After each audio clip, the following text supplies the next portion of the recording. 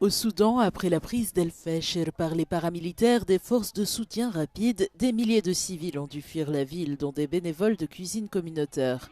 Enes Arbob a dû fuir avec son fils d'1 an, laissant derrière elle le souvenir de son père, tué pour avoir travaillé dans une cuisine caritative servant des déplacés. Mon père travaillait dans une cuisine caritative depuis le début de la guerre. Il distribuait de la nourriture et de l'eau aux habitants des camps et il donnait des médicaments aux personnes souffrant d'hypertension et de diabète. Après l'entrée des forces de soutien rapide dans la ville, certaines personnes leur ont parlé des employés des cuisines solidaires. Ils sont venus chez nous, ils ont emmené mon père et ils l'ont tué. Nous ne savons toujours pas où se trouve son corps.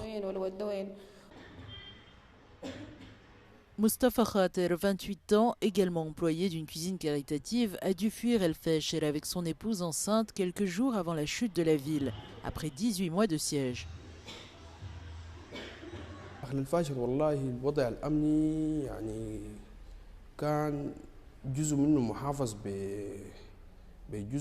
À El-Fasher, la sécurité était assurée en partie par les forces armées, mais aussi par la résistance populaire composée d'habitants des quartiers qui ont été contraints de prendre les armes pour se protéger.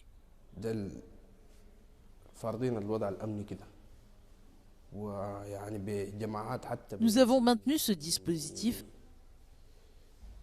chaque quartier organisant des tours de garde tout au long de la journée pour repousser les attaques des forces de soutien rapide.